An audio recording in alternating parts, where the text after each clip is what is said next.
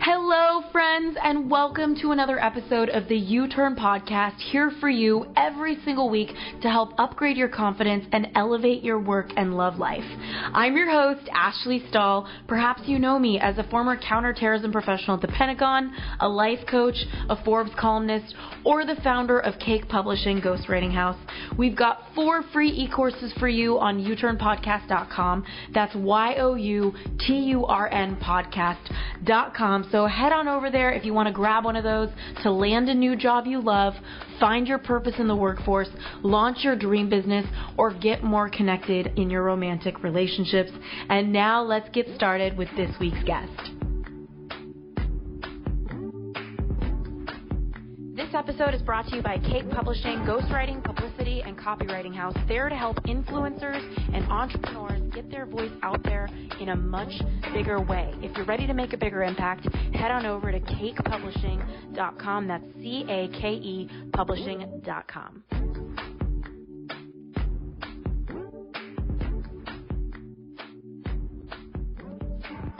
Okay, hi. Hello.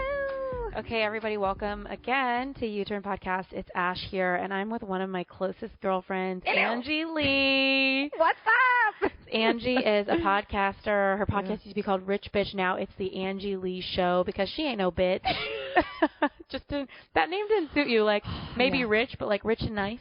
You know, crushing it, but kind. Rich, nice girl. Yeah. I did get a few emails saying they were very offended by that word. Oh, you're always going to offend somebody.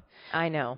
So tell me, I feel everybody listening, what I want to talk to Angie about is how to be yourself, how to create success. And those of you who are thinking about doing that side hustle or getting started, Angie is the master at being herself and making money doing it. And I think that those of you who want to stay in the workforce, that's fine. That's awesome. But there's ways for you to make money on the side, and I think there's really a lot of empowerment in that. Yeah. And Angie started her podcast. When was it, Angie? Like a year and a... No, it's been a few years now. How long? Is that bad that I don't know when it was? I thought it was 2016. 2, 3, end of 2015, yeah. Yeah, I want to tell so bad everybody at about times. this journey. Like, I know. I'm bad at... Well, you know in Myers-Briggs, you're ENFP and I'm ENFJ. Oh, so I'm right. really good at time. Yeah. You? Meh. We don't know. No, I have no concept of, like, was that when I was 7? Was that when I was 12? Yeah. Oh, my God. Yeah. Well, so Angie and I want to talk about, just how to get your start. So I figured it would be so awesome if you could just share, what happened, what was the shift in your mind when you were in the workforce or and moving into entrepreneurship? Yeah, absolutely. For me, I've always known that I wanted to be an entrepreneur since I was little. I was the typical baby entrepreneur at 5, 6 years old, asking my dad, hey, can you help me to make clip art? These like little ghetto-fied, as I like to call them, these flyers I would put in the mail for different businesses like dog walking, lemonade stand, like everything. I love the transaction of sales, and I think it's so fascinating. And since I've been little, I've always been obsessed with, hey, if you have something of value, someone will give you this thing called money, and there's this energy exchange. I thought it was really fascinating. And so I've always been extremely entrepreneurial. School was very, very difficult for me. Very difficult, to the point where they'd always call my parents and say, she's very nice, she's very kind, she's social, but she is, like, not here. Like, I was always a dreamer. I think, saw things from a bird's eye view and thought that school was jail. I literally did. I was like, what is going on? We stand in lines, we respond to whistles, like, what the fuck? Well, don't you remember that Mark Twain quote? What was it about something about learning being education, not at school? Oh, 100%. 100%. Yeah. I would say I'm very street smart, but I'm not school smart. So for you women and men listening who resonate with that, and you're like, yeah, college and school for me was always really difficult. So there was always a lot of resistance around the traditional educational system. And I was always this free spirit, this free bird. And I actually left dietetics school a few months early because I just couldn't do it anymore. And I saw... So you were almost done and you left? Yep. Wow. I walked into my counselor's office one day. I was like 6 credits short. So I had about a year to go exactly. And I worked really hard to get in. They only accepted 30 women into the program. And I walked in one day and she looked at me like I was an alien because at the time, she thought, what are you going to do with your life? I thought you were going to go be a dietitian in a hospital. I had started this wellness blog, and I would be in chemistry classes, literally responding to my people or like writing on my blog. Yeah, I would just be like chatting with people. So tell me about that. Like, what made you start that blog? Because I think so many people don't realize that their future selves would just thank them so much for creating something that has potential. Yeah, right. That is really beautiful that you say that, because I think right now, what are we doing that our future selves are going to be really happy about? Maybe this podcast. Yeah. And I was really bored in college because I didn't go to class, obviously. Killing it. I'm just being brutally honest on this show. As you should. I literally didn't go. Because we're friends, yo. Keep it 100.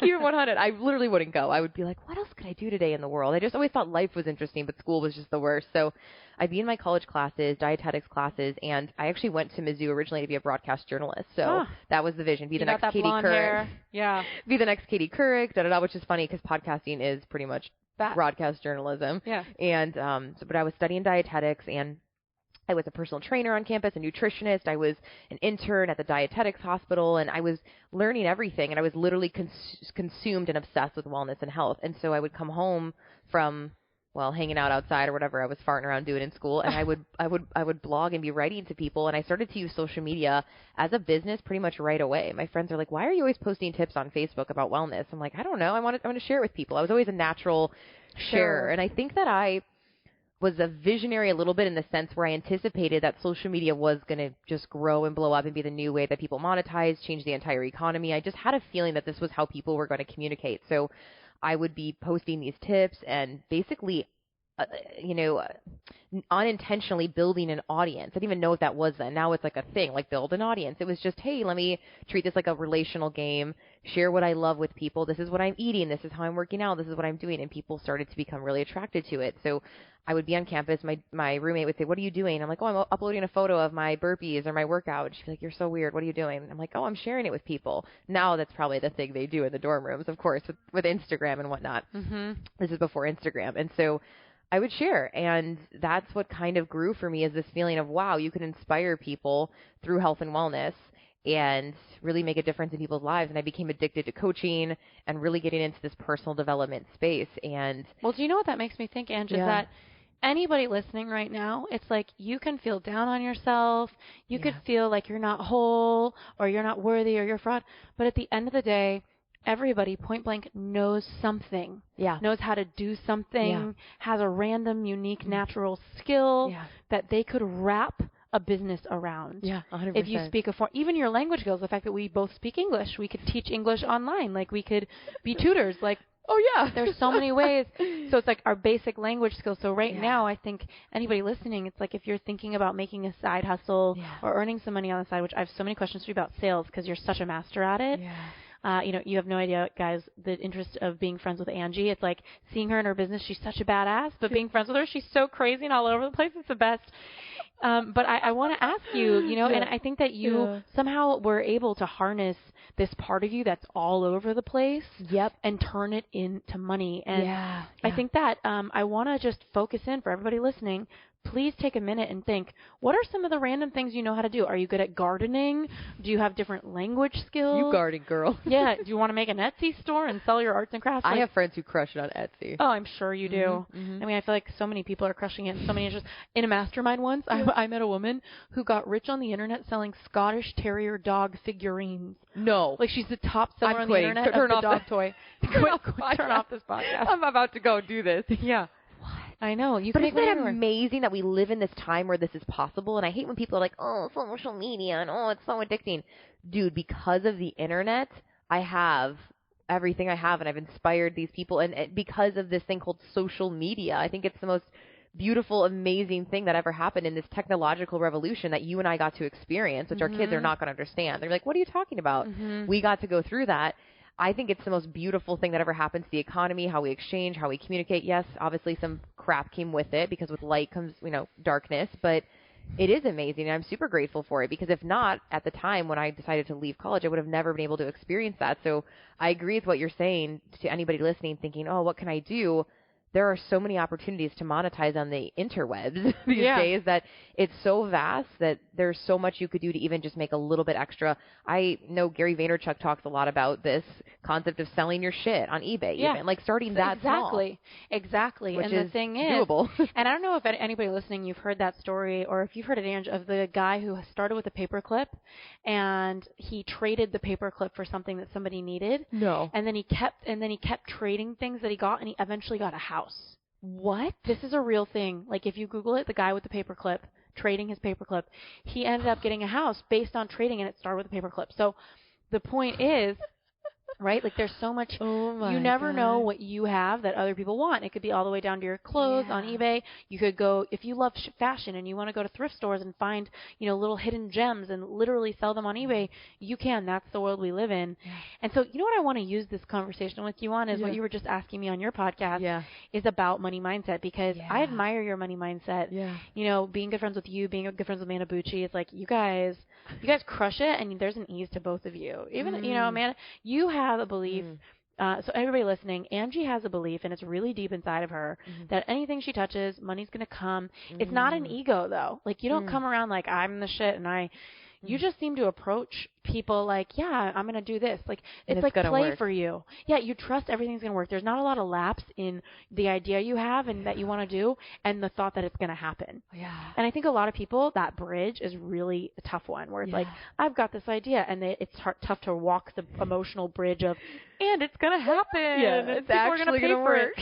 Yeah, so what do you think got you here? I love it. And I'm so grateful that you recognize that in me, because oh my God. I didn't even know that was really a thing till other people recognize it in you. And I'm like, what are you talking about? And they're like, oh, most people aren't like that. They don't think that it's just going to work out.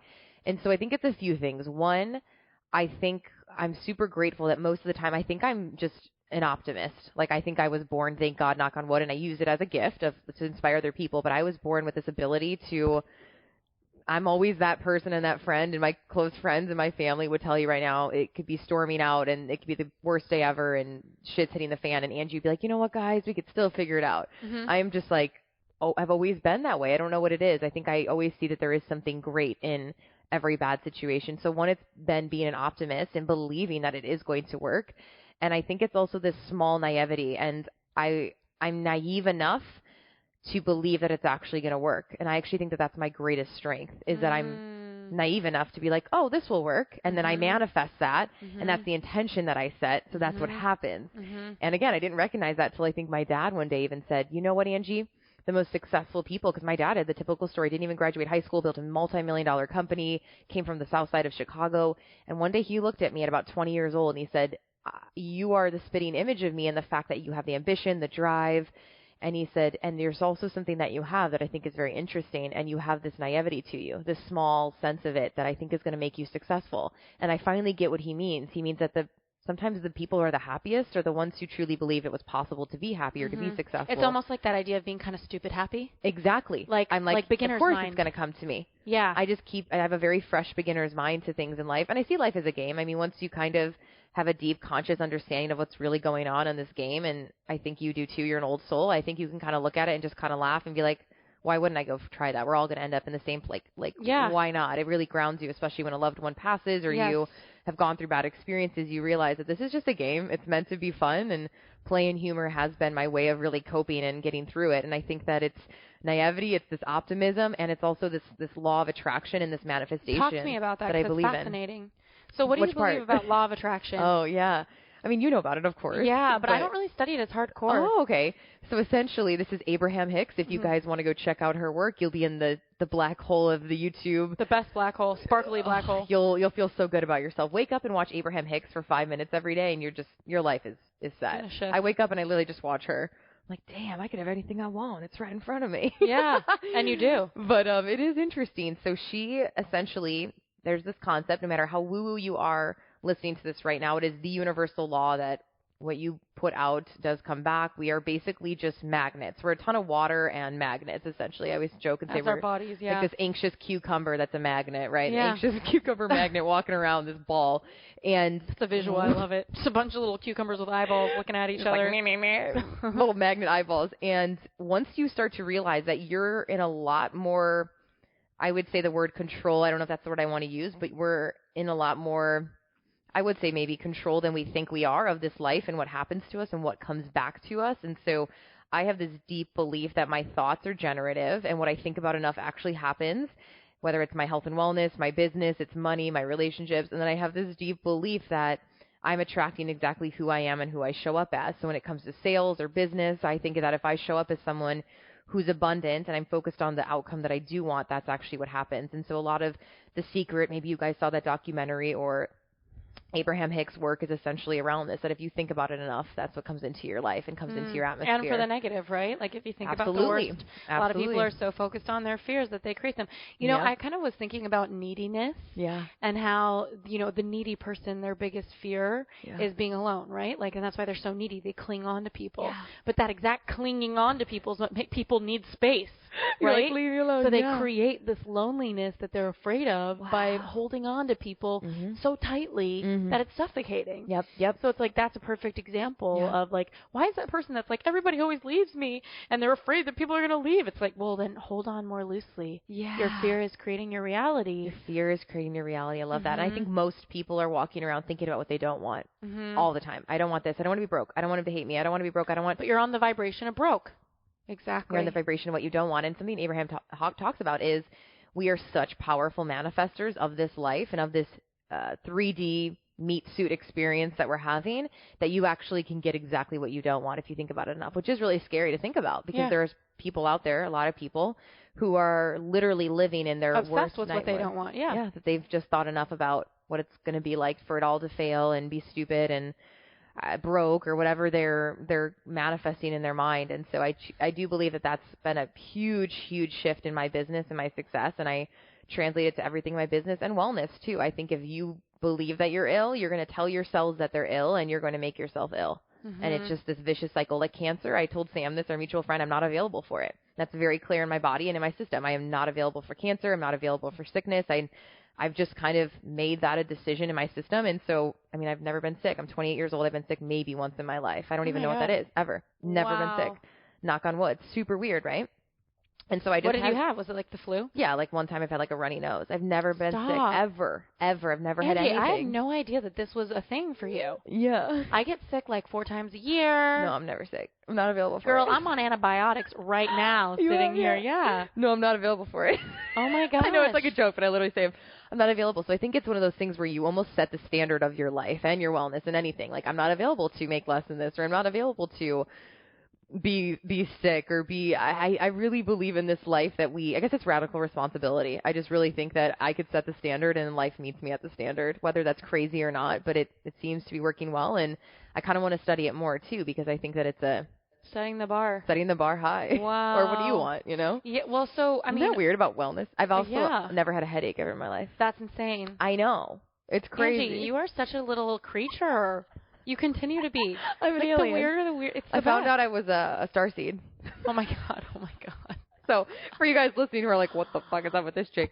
Found out I was an alien. Treat. Found out I was an alien. Yeah, I did too. Every time you walk in the room, I hear like a little. Too. I think you are. That's why we gravitate. Yeah, like that's why we're friends. You know, it's interesting because those of you listening, you know, my sister passed away the past month. Oh, you told her? And yeah, I just had mentioned it on an episode I recorded today.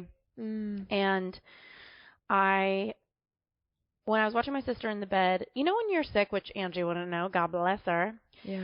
You feel like the world is moving faster than you because, like, you don't feel well, your head's kind of thick, and it's, like, really hard to be here on the planet when you don't feel good. And it feels like everybody's moving more quickly. It's slower. It's harder for you to think. Yeah. And I was watching my sister in the hospital bed, and I was like, wow, like, it was such a weird juxtaposition to look at her. She was nearly a vegetable, you know, in the bed on her deathbed, and look out the window and see cars driving, honking at each other, like so much life outside the window, and so little life inside the room. And I'm sitting there looking at her, realizing, wow, like life ends and that's it. And for a second, I didn't really know, does that motivate me to like play bigger? Because part of me is like, yeah, life ends. Why do I have to take anything seriously or try hard about anything? Yeah. And then the other half of me was like, life ends, so I better push hard and like have an incredible experience. And I feel like you have this levity, and we're that. like, when you started in school, and God bless you. I mean, I don't know a lot of people would have the courage to leave a degree a few months before it's over. Yeah, I just walked in. I said, No I more. signed the papers. Yeah. Yeah. And So I went down the elevator, called my mom, and she said I knew this phone call was coming. Oh my gosh. She was really cool about it, thank God. She was like, go do whatever you want to do. I'll always remember that. My mom said, I'm not worried about you. Kind of what I said to you. She's like, I'm not worried. I know that whatever happens, you'll figure it out. Like, you're one of the most resourceful people, and I think that you're just going to go figure it out. So there wasn't a moment of hesitation for me, and I find comfort in the question mark. I always say that. I really do. I'm like one of those sick, weird people who, like, ambiguity is bliss to me. I'm like, oh, I wonder what's going to happen next in my life. I'm not like a control. I don't like systems. I don't like knowing what's next. Which is why it's so magic that you've made such an incredible living. Yeah, it is weird. So tell me, like, airy fairy Angie. Wait, what were you? It was so good what you were saying. Something about, oh, it's so freaking good. What was I going to say?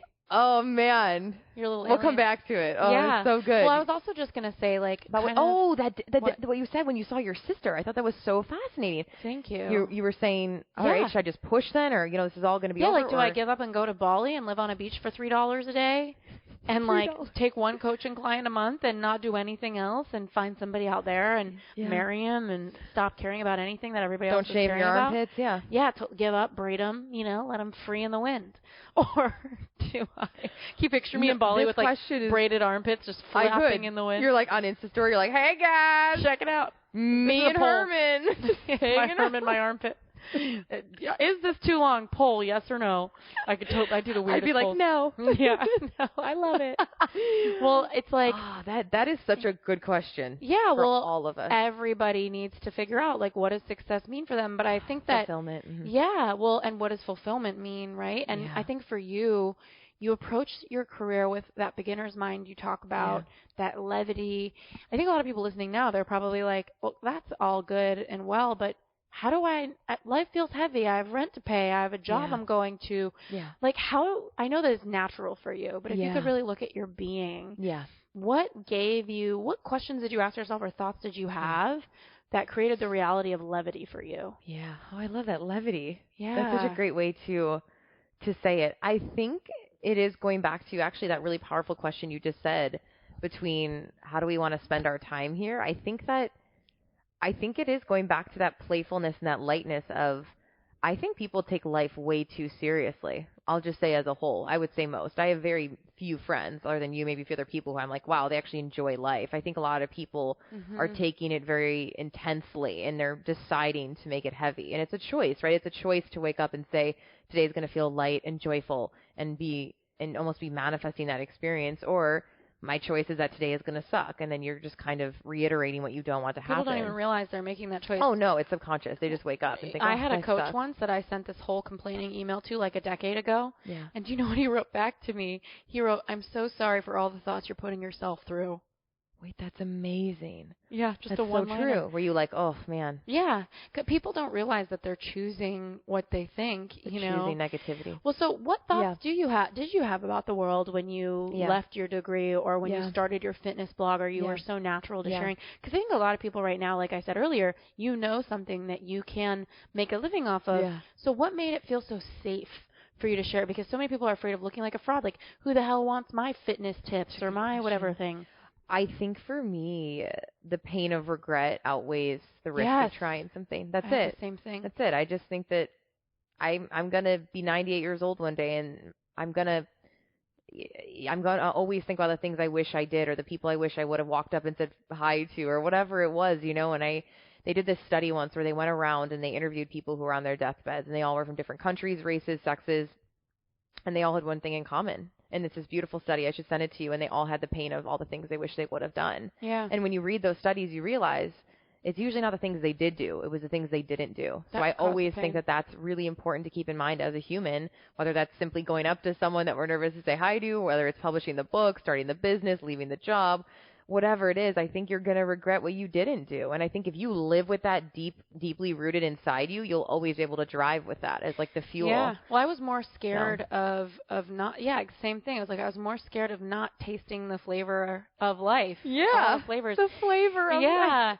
And well, it's funny because I think there's, you said the word levity, there's a levity to life that people don't realize is available for them. Yeah. Like a lot of the times, at the beginning of my master's in spiritual psychology, They said you're just a soul having a human experience. Yeah. Yeah. And so anybody listening now, it's like, okay, so if you're just a soul having a human experience, what experience are you having right now? What kind of experience do you want to have? But there's such a lightness to that where it's like, why do we have to make anything so heavy? It doesn't mean that if you're going through a breakup and your heart is broken, you don't feel your broken heart. Mm-hmm. But it does mean realizing the world's not over. There's more out there for you. Yeah. And you get to go have it the moment you choose at the time. Yeah, and I think it's a choice, too. I've chosen to not just be like, oh, I'm a really happy person and good for me. It sucks for all of you. No, I've chosen it as... Sucks to be you guys. Yeah, like, sucks to be you, Becky. No, like, I see it as, okay, if this is my gift I was given, and God, source, whoever is like, all right, I'm going to make you a truly joyful person, then I think one of my goals here is nothing to do with money or success or business. I truly want to be that person that, whether it's my brother who said this, my close friends, my family, I want to be that person who says she's literally one of the most joyful people I know. And I can count on that whenever you call me, I will bring you that joy. And I want to be that. I want to be a light, you know, and I think that that's really valuable in a world that is so, there's lots of heaviness, there's shit going on. I want to be that. So I've made a conscious decision that that's one of my roles here. And so I think that helps me too, is that I'm not doing it for me. I'm doing it because I know when I receive messages from women I don't even know in my audience who say, your happiness is contagious. It made me happy today. To know there's people suffering with depression and a lot of deep things that if I can bring that, then I have to keep bringing it. So it doesn't even feel like it's for me. It's for other people. I really want to see other people laugh and be joyful and enjoy this experience. I think one of my favorite things is seeing people laugh, obviously, and making them laugh. And so I think it's a responsibility. And I think if you have that listening, you have to go spread that, as corny as that sounds. But that's really the best thing we can do here and the only thing I can do here. If I die tomorrow and know that I was a joyful person for people, I mean, mission accomplished. I think that was a great life, right? It's like I'm not what I have achieved or how much I've made, really. I'm who I show up as when I see people or when I'm around them. So, well, I'm always interested when I look at people like you because you have really good results. You have you started a podcast organically. You've had millions of downloads, and you have made from that joy. Yeah, from that joy, and you've made incredible profits. Yeah. And your clients love you, and you have a live event coming up, Pays to be Brave, the entrepreneurial event of the year. I was thinking of me jumping off the boat, remember? Yeah. Pays to be Brave. Yeah, I'll be there. Maybe I'll speak. Who knows? It'll be fun. She will. You guys will so find down. out. But, you know, I find that whenever I see somebody with results like you, I'm like, how do they see the world that they're making that happen? What's going on in your head that makes you create that? Yeah. And so anybody listening right now, it's like maybe you want to take a second to check in and be like, what results am I creating in my career? What salary do you have? Do you like your job? Are you having fun? Why haven't you left your job if you don't like it? Yeah. What are you believing that's keeping you stuck? Yeah. What are you thinking about? What are the thoughts? And then it's like, and you know what it is? Because if I ask you right now, why aren't you leaving that job? Or why aren't you leaving that relationship or whatever? People's answer is what they believe. Yeah. And that keeps them where they are. And so I think it's like asking yourself, who out there in the world is doing something like you are, Ange, where it's like they're inspired, they're excited. What do I need to believe to go create like that person? How do I think they see the world? Yeah. And that's why I've had some business coaching clients where they're like, I want to be this. And I'm like, well, what is that person? Who do you need to be that person? Who do you need to be that person? What do you need to think to be that person? What does your belief system need to be? Yeah, it's all about your belief systems. I mean, it starts with the belief, and then the belief is what causes action. The action is what causes results in my life. I also have this deep-rooted belief that people are attracted to, and I don't mean just sexually. I mean, want to purchase from, work with, hire people who are joyful, happy, and positive and passionate. I truly believe that, whether you're like whatever, bubbly lady or whatever, but I truly believe that. So, and when you own a personal brand or when you're a podcaster, people are literally paying me for my joy, which is kind of fucking cool because that's like my life now. But when I show up online, I am that girl and I want to be that girl. So I actually think it's my job to make sure I maintain that happiness and that joy because people are listening to the show for that reason. Same as you. They love that joy in you and that playfulness. And so I think that it's also my job then too. So maybe you're listening thinking, why am I not getting that promotion? Or why maybe you do have a personal brand, you want to get it out there. I think it's important to know that you are the asset. So I treat my system and my energy and everything like it is the full-time job because it is. And so I take it seriously too. How can Angie be happy today? Whether that's like weird IV treatments for my health and wellness, moving my body, exercise. I treat it like this is the job and like this is the asset that I'm carrying through. And so I think when you take that seriously, but not seriously, then it helps to grow the commit business. to it. So that's been my success. I think people want to know it wasn't ever a funnel. It wasn't anything. I mean, they don't even know. I don't even know if everybody knows what a funnel is. A sales funnel.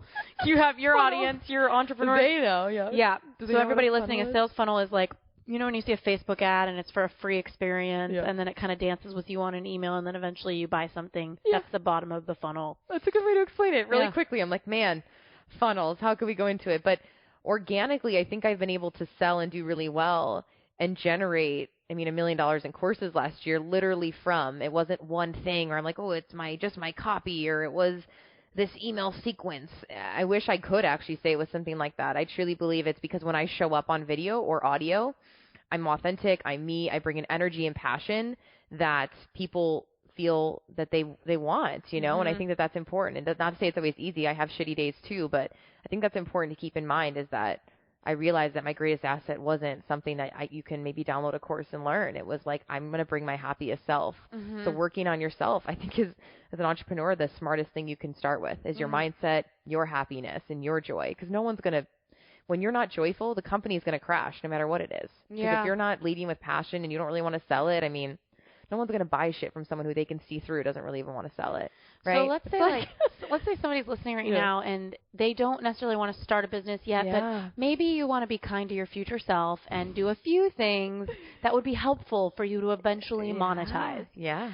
So you started sharing things on Facebook. Like, what are some things that anyone listening right now, so let's say you realize as you're listening, you're really good at cooking, or let's say you're really good at fitness, or let's say you speak a foreign language, or like something that you're uniquely good at, shopping, fashion, like anything you're into. Yeah. What are a few steps anybody listening could take to just start creating content or assets, or just to kind of percolate everybody's ears and eyes? I know it's such a good word. I love your lingo. That's a $10 word. Yeah, percolating. Percolate.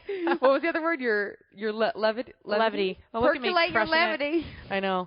So, second grade spelling bee loser, fifth place, but still crushing it here on the podcast. Oh my God, were you? How did I lost to the word synthesize. Yeah. Do you know how to spell it now? I'm scared, but I can.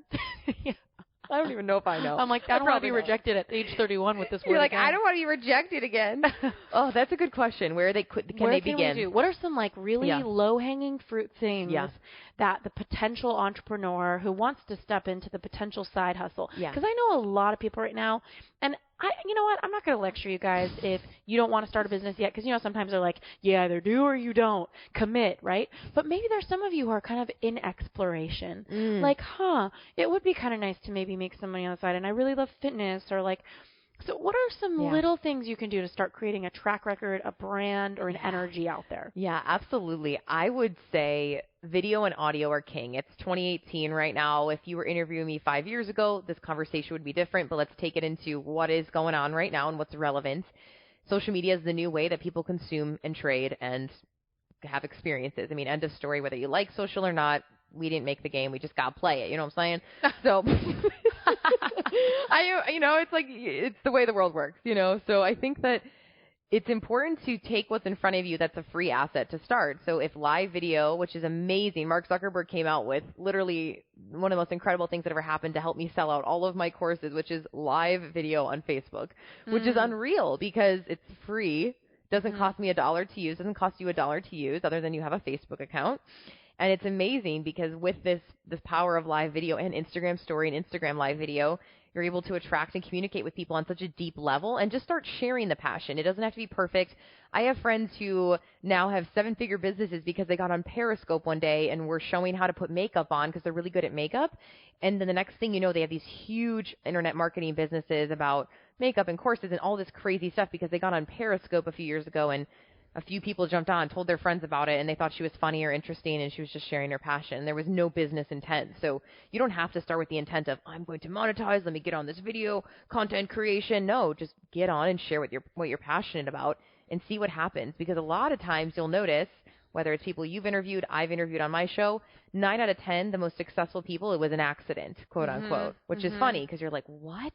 But it was an accident because they just led with passion. They just showed up. And so I think for you listening, the best thing you can do right now is just show up. And if you're going to do it, I say go big. If you're going to show up and be visible, I would get your butt on video and or some sort of audio platform in addition to blogging or website and Insta posts and things like that. But I think So maybe somebody can just start with their Instagram, right? Literally, even just start on your posting Instagram more consistently. Yep. And also, those of you listening, I know clarity is huge. And we were just talking on Angie's show. She had me on about how, I always have told you guys, clarity comes from engagement. It doesn't come from thought. Yeah. You can't think your way to your purpose. You can experience it there. Think your way to your purpose. Yeah. But it's also following what feels good, like we talked about, and trusting that your purpose is either right in front of you if you follow what makes your heart feel good. And you can be uncomfortable, but what feels good. Or the purpose is on the periphery of that, opportunities that come in because you're following what feels so good for you. So I would say first just check in with yourself. What feels good in your life? What do you do to get it? Maybe it's books and you want to start a book club and eventually you'll monetize it in some way. Yeah. Maybe it's fitness. So just kind of think like, where do you like to spend your time? And if you don't know, ask somebody in your life. Yeah. Like, hey, what do you find me enjoying? What do you find me interested in? And you're going to get so many answers that you might not have thought about that people see you in your joy. Because sometimes we don't realize when we're in our joy. Other people see us in it. Yeah, we don't even realize it. That's so interesting. And I think it's good when you want to go into the next layer of, I always say, find what's relevant, find something that is actually sellable. There's a demand in the industry or a market for it, and making sure that it's somewhat niche specific. So I always do market research before I put out any product or program. I'm kind of like a research junkie weirdo, though. I mean, it's not like totally coming out of my butthole. I'm like, okay, is this relevant? Is this in demand? Is this something people actually want? Would they pay for it? And is this niche specific? And if it doesn't check off all of those, I usually don't produce it. And so I think it is important to have this level of, like, this is what I'm passionate about. But also, if you do want to make money online, I think there is this level of, okay, is there a YouTube video out about this pain point? Did that get at least 50,000 hits? Or, wow, there's people commenting, oh, my God, I love this. Or, oh, my God, this was so helpful. Cool. That's probably a feedback. It's probably something people want. And then you can also go on Amazon book reviews. You guys go to Amazon.com, type in a book in your niche. Let's say, I tell my wellness coaches this. Let's say you want to start a keto nutrition business. One, that's super relevant right now, so you know that it's in demand and it's something people want. It's a pain point that's actually real. You didn't just make it up that, oh, people would buy this. And you go onto Amazon. You can literally look up the reviews, which are free. People don't pay people to write those book reviews of a keto nutrition book, let's say. And you could see what people write. And they'll say, oh, man, I just wish you would have added this chapter too. Or, oh, man, this worked really well for me and my wife and we did this. And you could literally see all of this organic feedback on Instagram, Amazon, YouTube, Facebook, and you could study a market before you dive into it to see, wow, that's interesting. That's how people are responding to that. Or, wow, that's a pain point I could solve. I should make a quick video on that. So it's helping you get a start to it. So you don't have to come up with all the ideas. I have my girls do that all the time, and that's how they're creating really sellable content, is that they did the work first to see what's going on. They reverse engineered, and then they're creating the content. So that's just an idea. If you're like, oh, I want to get into the beauty industry, I would be studying beauty bloggers and seeing what's going on, what's relevant. Do people want to know how to contour right now? Do they want to know how to, I don't know, not in the beauty industry, but find out what are the top pain points. I think being an entrepreneur is solving problems. That's it. End of story. You're solving problems. There's a problem in the market. People have a pain point. You're going to go in and solve it. I think we make it more complicated than it needs to be, but there's so much wealth in simplicity too. And I believe that. That's one of you were asking my belief systems. I believe there's so much wealth in simplicity. So I try to keep my business really simple because I think the more complex doesn't always mean the more money. It could actually mean more of a headache and then definitely shit's hitting the fan. I've seen that before. Yeah. I mean, that was kind of your what happened to you. Yeah. Is that more and more resulted in just more stress. Too much. Yeah. And just kind of going into Facebook video, like, have you found, I've noticed that the algorithm on Facebook has changed and that I used to get 17,000 views or whatever on a Facebook Live, and now it's like, I'm lucky if I hit 1,000. Yeah. So what do you think is coming in the market? What do you think is going? Like, those of you listening, if you want to get into beauty, let's say you do your research and you want to create your makeup videos. But yeah, like, where do you think things are headed? Yeah. I definitely believe that short form content is in right now because we live in an industry where things are really long consumption, long form content isn't doing as well because people have such strong ADD, especially when they're consuming. So that's why Insta Story is doing so well right now. There's over 300 million people watching Insta Story every day. I'm actually coming out with an Insta Story course of how to use Insta Story to sell because I think it's so powerful. It's actually where majority of my sales come from. It's Insta Story, which is crazy if you think about it, but it's actually not because it's so digestible, it's so entertaining, it's so quick, and people are more likely to watch Insta Story now than a YouTube video because I rather just see real quick what Ashley's doing or Becky's doing throughout her day, get a snippet of her lifestyle, which she does, versus sitting there and watching a bobbling head talking for 20 minutes. So there's pros and cons to each, of course, but keeping in mind that I do think you should have some sort of short form content with what you're doing so people can consume you in a quick fashion every day and you stay top of mind for them versus they always have to go read something or watch something that's 30 minutes long and it's really, really long and drawn out. So even podcasting, it's really smart to also have 10 to 20 minute quick like Friday tip episodes versus always drawn out, really long form content as well. I think consumers are getting bored and they have ADD, and I think it's important to keep I'm one of them. that in mind. Yeah. Yeah. You're more likely to listen to something or watch something if it's super quick sometimes. So I think that's on the rise. And then video and audio. I think virtual reality, of course, is going to come in with social media. But right now, I think the smartest thing you can do is get your butt on video and or just do something. Insta story. Just do commit. something. Just do something. Start somewhere. And what's great about Insta story is that you're practicing getting in front of the camera, showing your face, getting comfortable speaking, and then you can get more comfortable and maybe do a YouTube video or things like that. But I think it's a great way to practice and get comfortable presenting because regardless of if you're coming out with a physical product, whatever you're doing, I think building confidence around explaining what it is you do and who you are is a really valuable skill, especially with job hunting. Whether you're in a room and someone's interviewing you, whether it's on a Facebook Live and I have to sell my stuff, I think the ability to communicate who you are and what you do is such a great skill. That's really helped me to sell the things that I want to sell because you could have a great idea, but if you don't know how to express it and express the pain points and what it is and what it solves, and there's a miscommunication, and then the sale fails. The sale fails. That's a fail sale. That's a failed sale. So, yeah, I work with that a lot with my girls right now. It's not that they're not fantastic and they're not amazing, and it's not that they don't have a good product. There's this bridge, as you like to say. There's this interim where they don't know how to articulate it, so people aren't buying it. Yes. And I think that's marketing, is that pure communication and that really juicy, clear, crystal clear communication. Well, and I think there's some legwork, and I think we're kind of covering that right now. Like before you even sell anything, I think there's like a joy and B, an investment in just starting to share content and getting people's eyeballs, even if they're your friends, on you. Not because you're self-absorbed, not because, like be careful what, pay attention to what your beliefs are about that, by the way, because those of you listening, I'm sure you're having some sort of belief system come up. Maybe you're the beauty girl or the fitness girl or the sports guy that you want to teach people how to play tennis, whatever it is. Maybe you went to law school and you want to have your own practice. Or people on the side, like some of you are probably thinking, oh God, like I don't want to share stuff. Like write down, like pause this and write down, like why not? Why not you? And write down everything of why not? Like I don't want to do this because. Those are all your beliefs and fears that you have. And believe me when I tell you, the person who's out there doing the things that you really want to be doing, there's other stories going on in their head because there's no way they could create the success that they wanted 100%. with those stories. So, and like, so let's say, Becky is listening and she's like, I got 500 followers on my Instagram and I've always wanted people to watch my makeup, me do my makeup. So, this week I'm going to do some makeup videos. What other things do you have just to kind of help people in getting their start? I love that, Becky. And I think also on the mental side of that, like you said, the comparisonitis or the fraud syndrome, those are two really big fear gremlins. Keeping in mind that you're a gift, not a burden. And a lot of times when we don't execute, it's because we're being really selfish too, which, hey, I've been there and I still find myself doing that where I'm pouty and I don't want to do it. And then I realize, again, it's not about me. And so if you're in your head a lot about what are they going to think about me, my hair, my makeup, oh my God, I have a zit. Like you're thinking of all these things when you get on video when that's not the purpose of the video. The purpose of the video was to get content and something valuable. And I've noticed over time, I've done thousands of live videos now. Women don't really care about that. They kind of like, oh, your hair looks cute, but like they care about the energy and the delivery of what it is I'm actually giving them.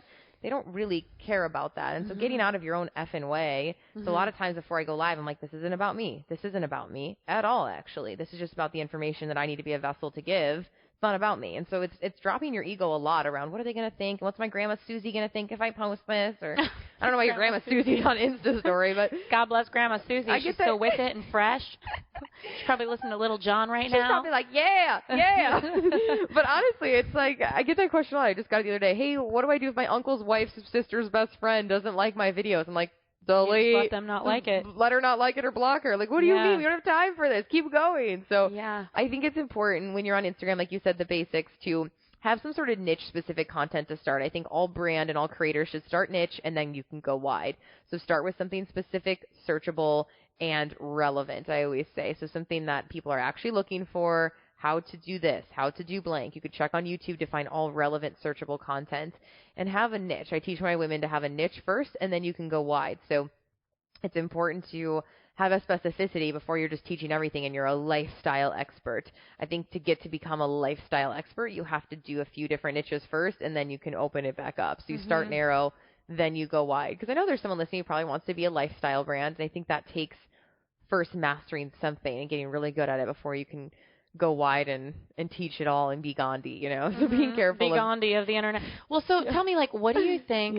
I know a lot of people listening, they love to travel and they would love to be a travel blogger. Yeah. Like, what do you think is the difference between the people who take off and the ones who don't? I know you could say passion and the levity you bring to the table, but like, what else is it? Because, like, what, from a business standpoint, what are these people doing in the beginning that really sets them up? What did you do early into your podcast that got you so much traction? Yeah, I think it's two things. If you're with the travel blogger one, I think one is time. Time is the most unsexy business asset that no one ever talks about. So it's time. So the difference between you and Stacy is Stacy's been doing it longer.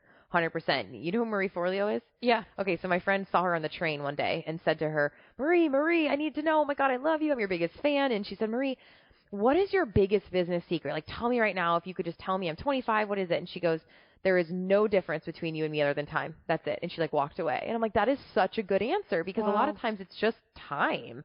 You know, if you're 20 years old listening to this, give yourself some grace. It's just time. You just started the blog. You just started it. Stay consistent. Well, it's consistency too. It's like the unsexy answer. It's so true, but a lot of people make a story in their head if they've been at something for 6 months and it's not getting the traction they want. It's game over. But how many actors have you heard that they got famous at age 50? I know. Because they put in the time. The unsexy time. So one, I think it's time.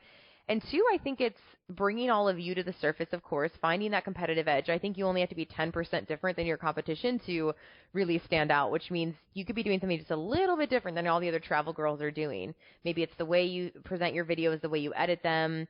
Maybe it's your style, your delivery, finding out what makes you a little bit different since there is so much noise in the market.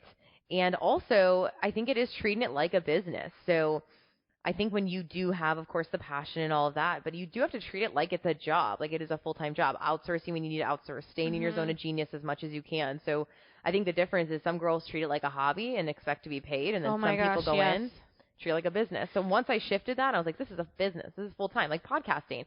I treat it like it is a business, so it became a business and started monetizing it. And I dedicated all my time and energy to it. I became obsessed in the pursuit of how do I get this to be a high-quality top show.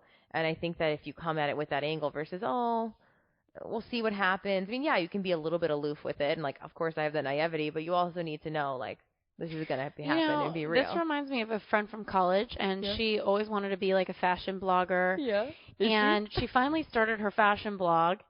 And it's like once a month I see a Facebook notification, new blog post up, but it's not even the same day or time of the month. It's like literally she woke up and decided today is the day I'm going to post to this thing. And it's just so hard for me because as somebody who like you really, and those of you listening, I know we're telling you, feel free to get out there and start doing small things and you don't have to commit to the business idea yet. Just put yourself out there. Yeah. But it's like, this person put it out there in the world, like, I'm doing this fashion blog. And it's like she posts when she's in the mood. And I think that's the difference. You're not always going to be. Yeah, you're not going to be in the mood. There's a difference between the amateur and the pro. And I had a conversation with one of my employees at Cake Publishing where she's a writer, and it's a very creative job, right? She's one of our ghost writers. And it's like she will tell me, like, oh, I'm tired today. And I really try to keep work flexible for my employees. So I'm like, oh, if you're tired, like, take care of yourself, but finish. As long as your deadlines are good, your work is good, I'm happy. But she's been tired lately. For 6 months. And I'm like, oh, that's the difference, is that the amateur thinks that the tiredness or the not in the mood, or they'll have a story in their head about time. Time is scarce. There's never enough. Like they relate to time in this very scarce way. Yeah. They stay in the amateur lane because they always come up with a reason as to why they don't respect and honor something that they said they're going to do. And by the way, I found in my master's in spiritual psychology. I need to go do that. Yeah, it's a really good program, Ange.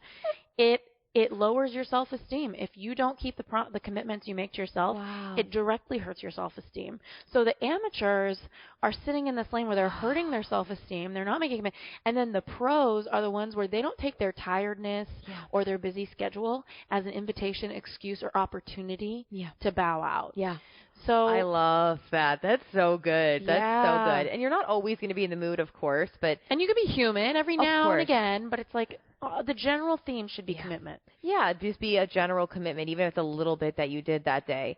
Staying hella consistent, I think, is the secret. Absolutely. And I mean, you articulated it so beautiful. And how comfortable are you with failure, right? Like you were talking earlier about what do people think of me? What do people think of me? It's like I've told my business clients in the past, like if you're thinking that thought, use that as an indicator that an alarm just went off that you're not even being helpful.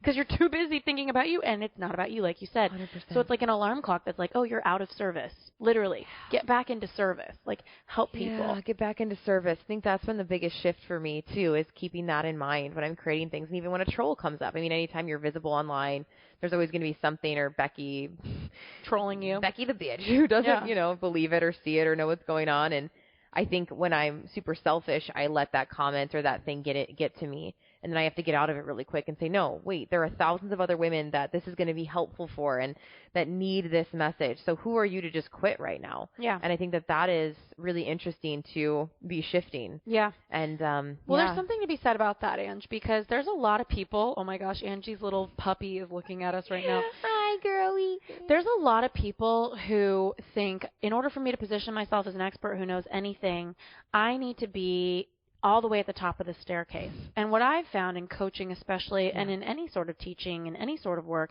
you just need to be 2 steps ahead of the person you're helping. Yep. Because you don't, like, if you want to start a coaching business, you don't need to hire, like, Tony Robbins, who's at the top of the staircase.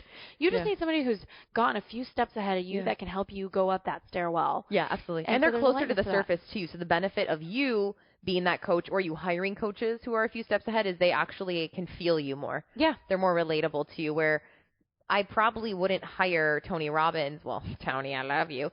But I don't think it'd be smart for a woman to just get out and do that. I think that, and also expecting yourself to be that way. Sometimes it's not Oprah who's going to change your life. It's someone who is like, hey, I actually just went through that. I want to give you some tips. Yeah.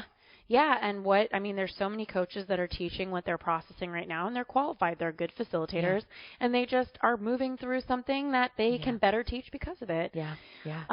And this has been so great. I want to know, like, what do you have to share for everybody listening, like, for them to find you? Where can everybody come? Yeah, I spend all my time, that sounded sad and depressing, but it's the truth, on Insta Story. So you guys can hang out with me on Instagram. Go to Angie Lee Show, or you can head to angielee.com. That's where all of my freebies are, my resources, info about Pays to Be Brave. If you are on the West Coast or want to travel to the West Coast to come to my female entrepreneurial event, it is October. I'll be there. Yeah, dancing. It's going to be amazing. October 19th through 21st in San Diego. It's a confidence, marketing, and entrepreneurial event for female entrepreneurs or women who want to be entrepreneurs. So it's definitely open and available for women who have a 9-to-5 and they're still considering starting their own business or don't really know. So if you're totally new, it's absolutely open to you as well. I really realized an event like this needed to exist, and I felt like there was either the super woo-woo events or there was the super masculine marketing events. So I wanted something in the middle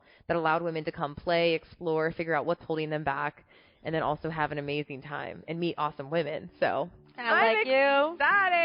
Ange, thank you so much for being on the show. I love you. I love you, and I love you guys listening. Whoop, whoop. Such a weirdo. Bye, guys.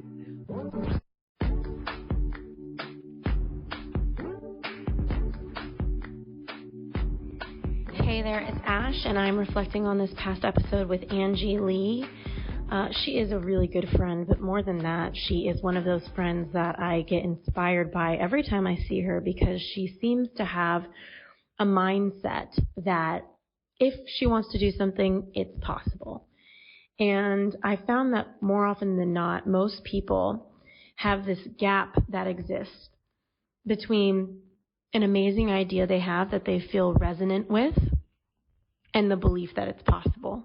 And I found that the action takers are the one that don't have that big of a gap between their idea and the belief that it's possible. And because of that, they take action really quickly. I'm somewhere in the middle. I have a lot of ideas. I know that they're possible. I have other ideas, and I feel overwhelmed by them. So it's not necessarily an extreme where you're one way or the other. But one thing that I really loved about this episode was that it got me thinking about how approachable something can be. And I've committed to myself that I won't create a business that doesn't support me in my freedom, because I know that when I'm more free, I'm more creative, which is another core value of mine. And I've honored that since I've created Ashley International for coaching on life coaching, business coaching, career coaching, Cake Publishing, my ghostwriting house. My team is all over the world. Nobody has to work from an office, although I've provided one to a couple of employees. I've just found that this has been such an inspiring way for me to do business. And so I think the first question I want to ask you is, do you want to stay in the workforce, or do you want to be an entrepreneur? Or what I think is the best is, do you want to have both worlds? So maybe you're somebody who wants to keep your job. You like being in the corporate world, but you would love to make some money on the side doing something you're inspired by. And if that's the case, I'm so excited that you've tuned into this episode, because what I've learned from my own experience is that business and side businesses are about momentum. And momentum is about knowing the key steps, because I used to think that starting a business, making money off a business was this like elusive, scary monster in my closet that I would never be able to master. And what I found was, anybody out there who's really successful, all you need to know is that they followed some key steps. And if you learn what those steps are, you can model yourself after them. And it's not about copying them. It's about understanding the rhythm that it takes to create a business. There's a rhythm to it. And another question I have to ask you is, if you want to stay in the workforce and you want to have a side hustle, why both? So I think some of you probably love your job and you love the accountability and you just would love to make some money on the side. I think other people who are listening, maybe it's you're listening thinking, well, I just want the security, quote unquote, of the workforce. And if there's anything I've learned, it's that the ability to make money on your own and to be able to count on yourself, once you learn those key steps, you can apply them everywhere. Once you create a foundation of any level of success, you can pivot on it and you can apply what you learn to it and keep creating success. And I know that this sounds kind of like an enigma if you haven't leapt into creating a side hustle, but here's a few reasons why I find side hustles so inspiring. First of all, right this moment, no matter where you are in your life, you do have a skill that you can monetize.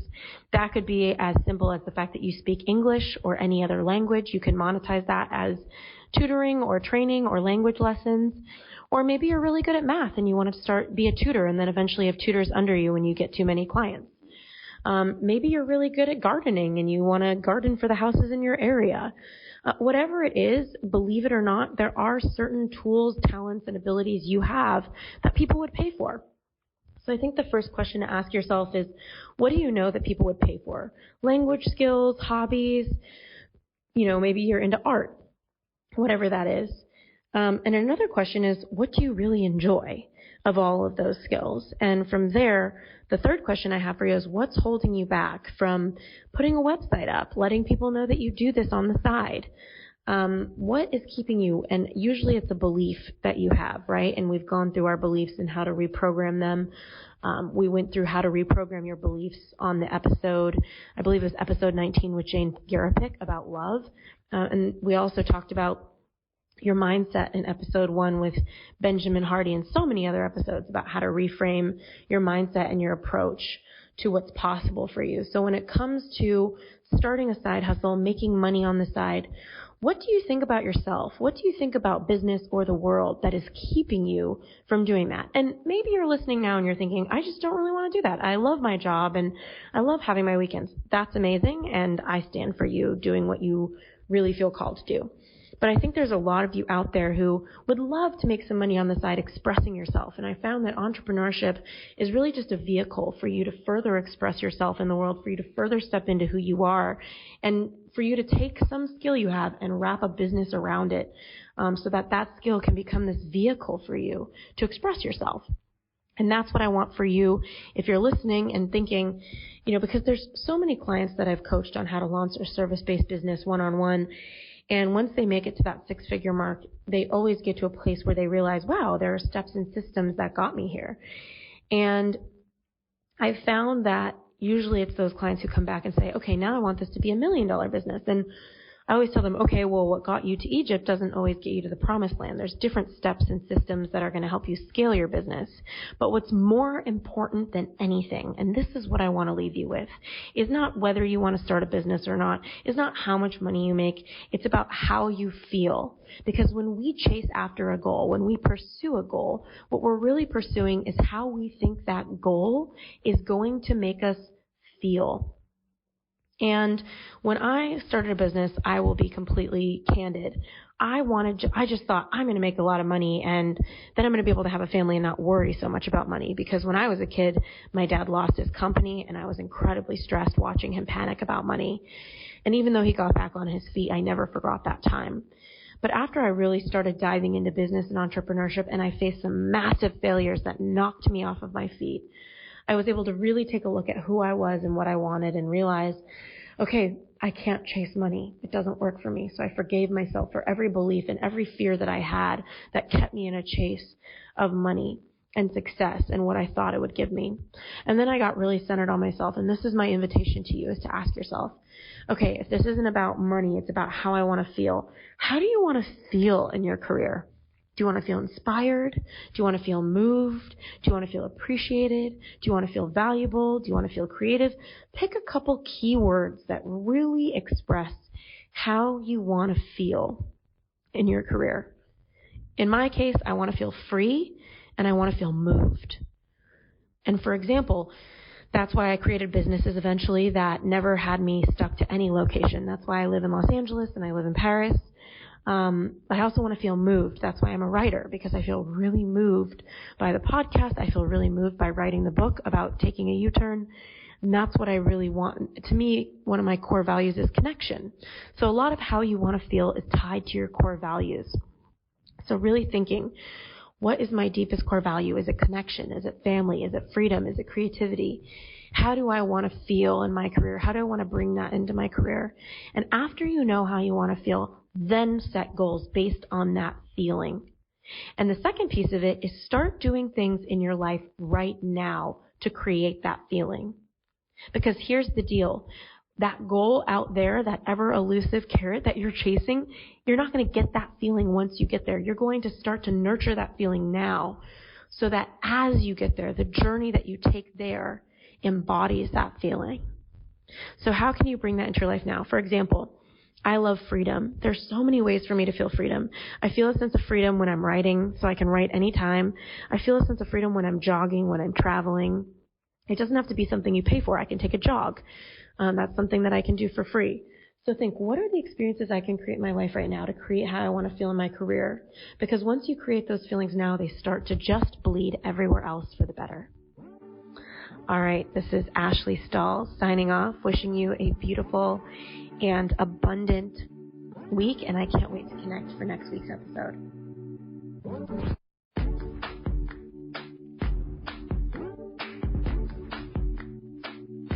Thanks again for tuning into this week's episode of the U-Turn Podcast. You can find all of the resources that our guest mentioned on our show notes at uturnpodcast.com. That's YOUTURN podcast.com. Also, don't forget, on the website, we've got our 4 free e-courses, whether you want to land a new job you love, get clarity on the best career path for you, launch your dream business, or deepen your romantic relationships. I'll talk to you soon.